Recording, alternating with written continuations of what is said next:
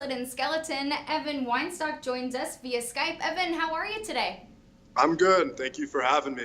Great. Thank you so much for joining us. We appreciate it. We know you've been very busy doing your training as you're gearing up to head to Pyeongchang for the 2018 Olympic Games. Congratulations so much. Thank you very much.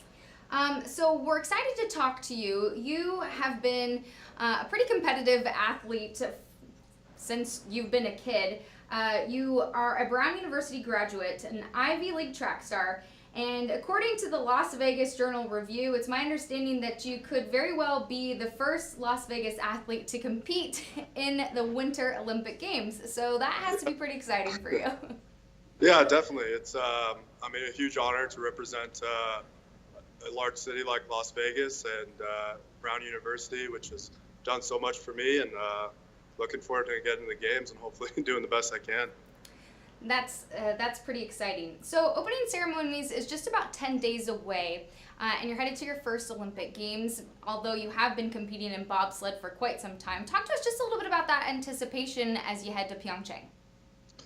Yeah, it's so for bobsledding, it's a little unique because we compete against the same competition all year round. We have a World Cup circuit where we travel to different countries every week and we compete against the same competition.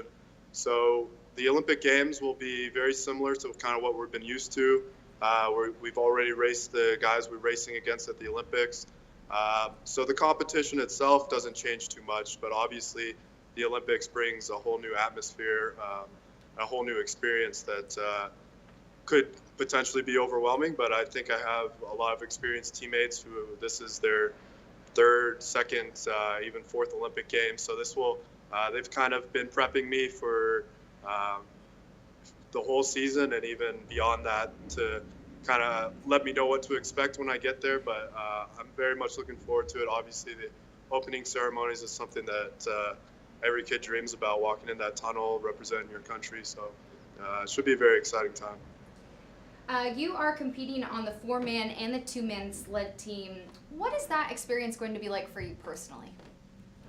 Yeah, it's a huge honor again. I mean, Again, that $15 minimum wage, that to me, that's not enough. Not at this point in time. No, but especially in 5 years from now, it's not especially going to be in the 5 right. years from now. But if we can make some movement towards that, Yeah. recognizing that again, many women make minimum wage. Many women are the sole breadwinners for their families. How can they raise people? How could they raise their families on such a low amount of money and still be able to contribute to the economy?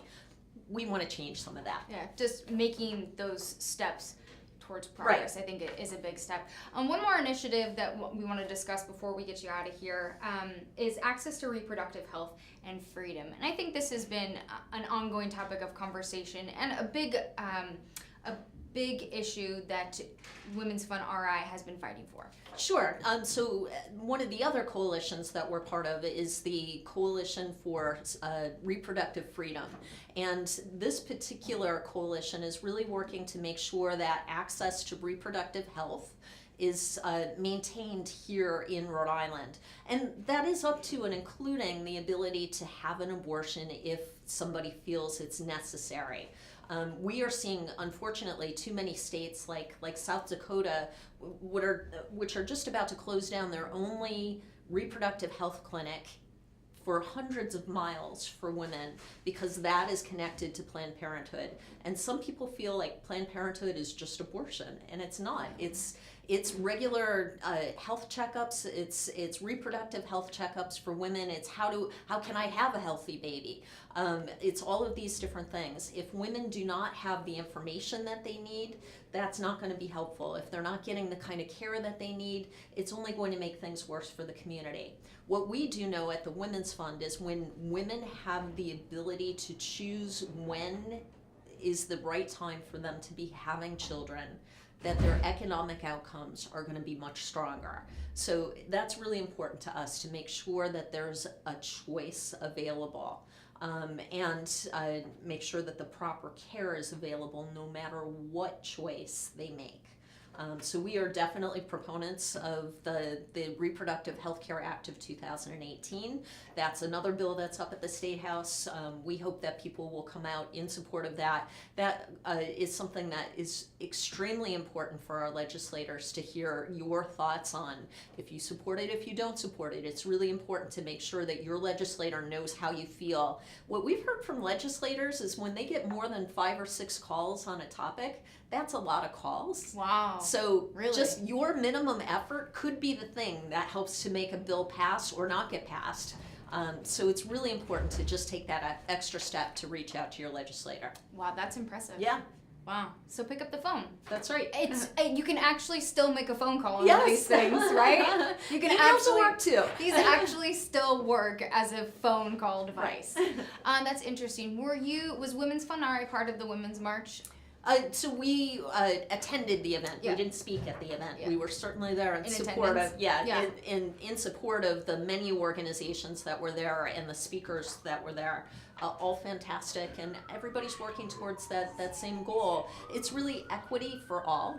And I will say this, we're about women and girls, but when you do right by women and girls in our community, you are helping everyone.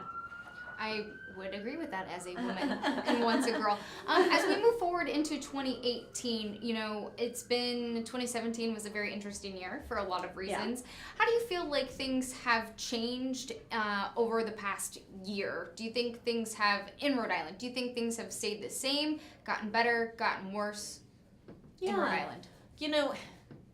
The Me Too and Time's Up issues have, I think, had a positive impact in our community. Not so much that we're hearing more about this, but that it's really bringing to light that these issues still exist. The fact that our legislators just had sexual harassment avoidance training up at the State House is really important, because sometimes we just need to check in and make sure that people do know what best practices are and don't assume that they know what is the right way to behave and what's not. Sometimes it's really clear, sometimes it's not. Having that regular training and check-in, I think, is really important. We still have a lot of room for improvement on a number of different things, and so we'll continue to work in that direction. We'll continue to come out to speak to GoLocal Prov and other groups about updates and where we are and where we can go and how we might get there. And we're always looking for your input as well. I think it's interesting. While getting through 2017 was tough in some regards, it was also uplifting in some regards, just the fact that it lit a fire within so many people and got so many people interested and doing things and brought attention to so many issues that needed to be brought attention to.